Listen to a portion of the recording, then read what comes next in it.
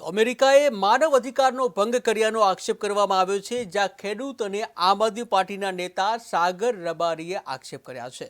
ત્યારે ભારતીયોને હાથકડી પહેરાવીને લશ્કરી વિમાનમાં મોકલવામાં આવ્યા, જ્યાં ભારતીયોને પાછા મોકલ્યા તે કોઈ ક્રિમિનલ નથી। સરકારે અમેરિકી સરકારનો વિરોધ કરવા માંગ કરી છે, ત્યારે ભૂતકાળમાં ભારત સરકારે વિરોધ દર્શાવ્યો છે। આવો જોઈએ સાગર રબારીએ શું કહ્યું।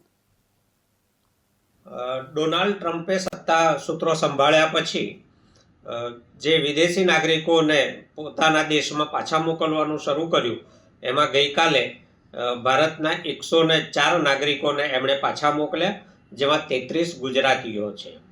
કોઈપણ દેશમાં કાયદેસરના પેપરો સાથે કાયદેસર વિઝા લઈને દાખલ થયેલા લોકો અથવા જે તે દેશે જેમને શરણાર્થી તરીકે સરહદ ખોલીને સ્વીકાર્યા હોય એવા લોકોને જ રહેવાનો અધિકાર છે।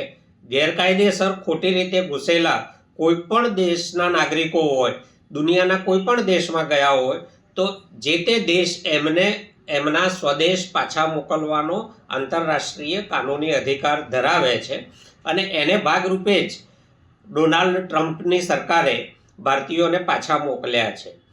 અને જે તે દેશ પોતાના નાગરિકોને પાછા સ્વીકારે છે એ પણ આંતરરાષ્ટ્રીય ધારાધોરણો છે, પરંતુ પાછા મોકલવાની જે પ્રક્રિયા છે એ પ્રક્રિયા વાંધાજનક છે। આ કોઈ ક્રિમિનલ ગુનેગારો નહોતા।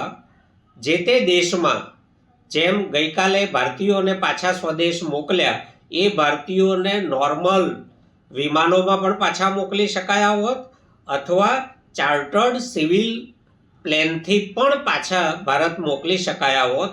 એને બદલે કેટલાક વિડીયોમાં દેખાય છે એ પ્રમાણે એમને હાથકડી પહેરાવીને ગુનેગારોની જેમ હારબંધ લશ્કરી વિમાનમાં ચડાવીને લશ્કરી વિમાનને ભારતમાં મોકલવું એ માનવ અધિકારના આંતરરાષ્ટ્રીય ધારાધોરણોનો ભંગ છે।